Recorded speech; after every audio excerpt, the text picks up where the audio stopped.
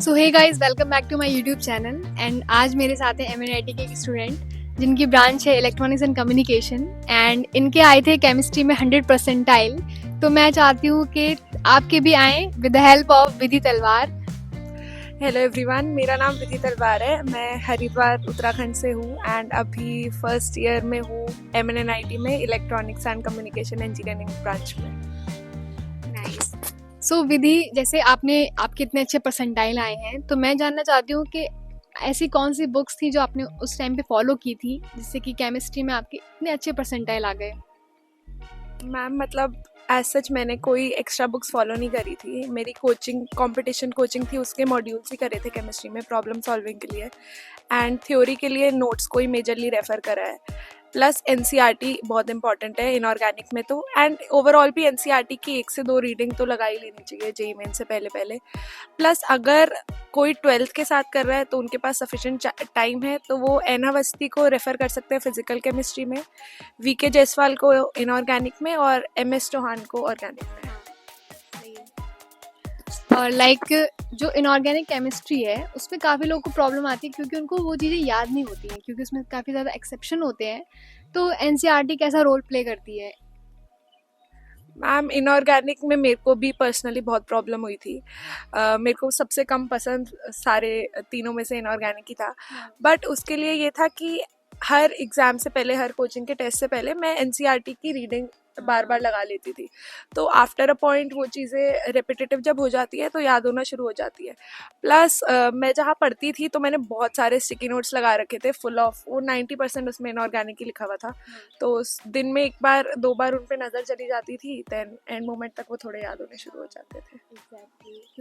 क्योंकि इनऑर्गेनिक में जितना हम रिवाइज करते हैं उसको अगेन एंड अगेन, हमें वो चीज़ें तभी याद रहती हैं, क्योंकि ऐसे याद करना थोड़ा डिफिकल्ट रहता है इनऑर्गेनिक केमिस्ट्री। ओके, तो अपने टाइम पे कैसे मैनेज करते थे तुम अपने सब्जेक्ट्स को, केमिस्ट्री को, और उसमें भी हमारे इनऑर्गेनिक, फिजिकल और ऑर्गेनिक?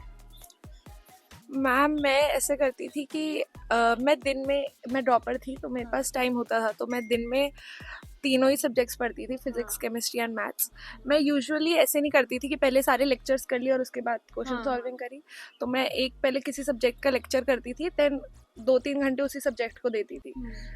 तक तो थोड़ा ऐसा भी नहीं होता था कि लेक्चर बार बार देख रहे हो। ऐसे करके पहले physics, chemistry, maths, and then अगले दिन उसे शफल करके मैथ्स, केमिस्ट्री, फिजिक्स, ऐसे। एंड देन केमिस्ट्री में मैं ट्राई करती थी कि दिन में 2 चीज़ों को लूँ, इधर इनऑर्गेनिक, ऑर्गेनिक या इनऑर्गेनिक, फिजिकल, ऐसे करके मैं उन्हें कर लेती थी। ओके विधि, तो जैसे तुम जब पढ़ते थे अपने टाइम पे, तो मॉक टेस्ट का क्या रहता था? किस टाइम पे तुम मॉक टेस्ट देती थी? किस तरीके से उसको एनालाइज करती थी? मैम मॉक टेस्ट बहुत सिग्निफिकेंट है। मतलब मैंने मॉक टेस्ट यूजुअली 14 डे में एक बार एक मॉक टेस्ट देती थी पहले, एंड देन जब एग्ज़ाम एकदम अप्रोच करने लग गया तो मैं ट्राई करती थी वीक में 2 या 3 मॉक टेस्ट दूँ, और लास्ट के 10-15 डेज़ में तो रोज़ ही एक मॉक टेस्ट दिया था। अब मॉक टेस्ट देने के बाद यूजुअली मैं उस दिन उसे एनालाइज नहीं करती थी, नेक्स्ट डे मैं पूरा उसे एनालाइज करती थी, एंड देन जो भी वीक टॉपिक्स रहते थे उसको रिवाइज कर लेती थी। एंड प्लस मॉक टेस्ट से मेरे को एक चीज़ और बहुत हेल्प करती थी कि रिविजन के लिए यूजुअली टाइम नहीं निकल पाता, तो मैं ट्राई करती थी हर मॉक टेस्ट से पहले उसमें जितने भी टॉपिक्स आ रहे हैं उसको एक बार पूरा क्यूमुलेटिव रिविजन कर लूँ। तो अगर जैसे तुम पढ़ते थे उस टाइम पे कोई बैकलॉग हो जाता था, तो बैकलॉग को कैसे कवर करते थे? मैम ड्रॉप ईयर लेने का मेरा मेजर रीज़न ये था कि पूरा 12th और पूरा 11th ही बैकलॉग हो गया था। तो ड्रॉप ईयर में मैंने ट्राई करा कि बैकलॉग बनने ही ना दूँ, एंड अगर वो बन रहा होता था तो वही टेस्ट डेडलाइन होता था कि उस टॉपिक का टेस्ट अगर आ रहा है तो टेस्ट से पहले उस बैकलॉग को क्लियर करना ही करना है।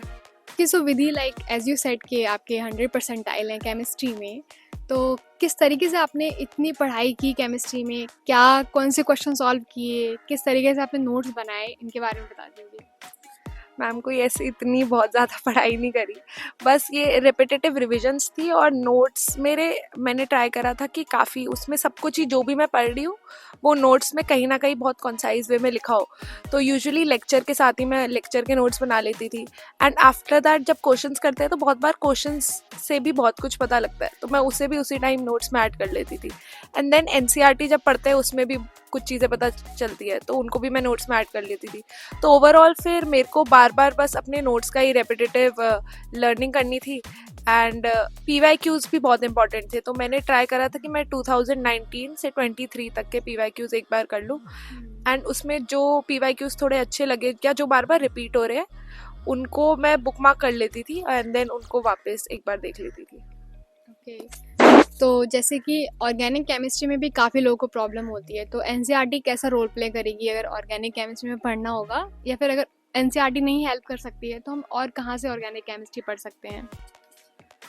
मैम NCERT में ऑर्गेनिक जैसे दी हुई है वो हेल्प करेगी, बट मेजरली फॉर रिवीजन। अगर आपने एक बार ऑर्गेनिक अच्छे से अपनी कोचिंग में या किसी यूट्यूब लेक्चर के थ्रू पढ़ लिया है तो आप अगर NCERT को पढ़ो तो आप काफ़ी अच्छे से उसे समझ पाओगे। मैंने पर्सनली ऑर्गेनिक केमिस्ट्री करी थी मोहित त्यागी सर से, उनके चैनल से। उसमें NS सर ने ऑर्गेनिक केमिस्ट्री पढ़ाई है और उन्होंने बहुत ही स्ट्रक्चर्ड वे में पढ़ाई है, तो मैंने वहीं से ऑर्गेनिक करी थी। Okay, so Vidhi, can you please tell me about physical chemistry, क्योंकि काफ़ी लोग ऐसे होते हैं जिनको क्वेश्चन सॉल्विंग में थोड़ी प्रॉब्लम होती है फिजिकल केमिस्ट्री में, तो कैसे करना चाहिए? मैम फिजिकल केमिस्ट्री में अगर एक बार लेक्चर देख लिया तो मेन थिंग तो क्वेश्चन सॉल्विंग ही रहता है फिजिकल केमिस्ट्री में। तो उसके लिए आई वुड सजेस्ट कि या तो कोई भी आपका रेप्यूटेड कोचिंग का मॉड्यूल हो या फिर आप NMST फॉलो कर लो। और क्वेश्चन सॉल्व करते हुए बहुत बार क्वेश्चंस रेपिटेटिव हो जाते हैं, तो रेपिटेटिव क्वेश्चंस को बार बार करने का सेंस नहीं बनता। रैदर ट्राई करो कि इनोवेटिव जो क्वेश्चंस होते हैं जिसमें थोड़ी अलग अप्रोच लगती है वो वाले क्वेश्चंस करो। और वैसे क्वेश्चंस पुराने PYQs में मिल जाएंगे, जैसे JEE एडवांस के बहुत पुराने क्वेश्चंस या फिर JEE मेंस के भी 2017-16 के क्वेश्चंस, वो क्वेश्चंस फिजिकल के लिए अच्छे होते हैं। जब लास्ट के कुछ ही महीने रह गए थे और तुम्हारा JEE मेंस आने वाला था जनवरी टाइम, तो तुमने कैसे अपनी पढ़ाई को गियर अप किया था, किस तरीके से रिवीजन किया था? मैम एक तो जब JEE मेंस आने वाला था तो एंजाइटी लेवल पीक पे थे, तो पढ़ाई करने में थोड़ा इशू होता था, क्योंकि पढ़ने जब भी बैठे तो दिमाग में 1000 और चीज़ें आ जाती थी कि ये भी नहीं पढ़ा, वो भी रिवाइज करना है। तो उसके लिए मैंने जो फॉलो करा था कि मैंने बहुत स्ट्रक्चर्ड रूटीन बना लिया था अपना लास्ट में, कि अगर मैं सुबह उठ रही हूँ तो मेरे को पहले तो पिछले दिन जो पढ़ा है वो एक बार रिवाइज करना है। उसको करने के बाद देन जो मेरे वीक टॉपिक्स हैं उनको पढ़ना है।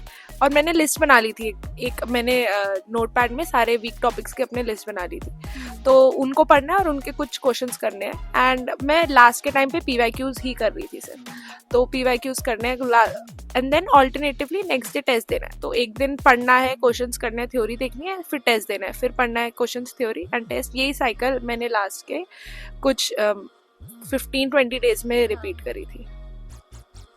सही तरीका है एकदम। अगर आप भी ऐसे करना चाहोगे तो कर सकते हो और आपके भी काफ़ी अच्छे परसेंटाइल इससे बन जाएंगे गाइस, तो इस चीज़ को इम्प्लीमेंट ज़रूर करना। एंड विधि, क्या आप बता सकते हैं कि ऐसी कौन सी मिस्टेक्स हैं जो हमें नहीं करनी चाहिए अपनी JEE के टाइम पे? मैम इसमें फर्स्ट थिंग इज़ कंसिस्टेंसी, कि ऐसे बहुत सारे दिन आएंगे जब टाइम नहीं मिलेगा पढ़ने का।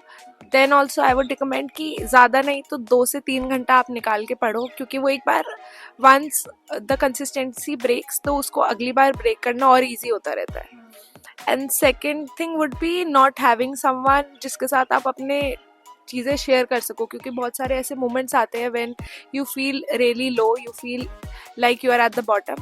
मैं अपने केस में सब कुछ अपनी मम्मा अपने पापा के साथ शेयर कर पाती थी, तो दिन का लास्ट 1 घंटा वो होता था मेरा कि मैं बस उनके पास जाके रैंट कर रही हूँ कि मैं आज ऐसा हुआ, इस पेपर में इतने कम नंबर आए। तो वो आई थिंक ऐसा एक जिना होना चाहिए पूरे टाइम।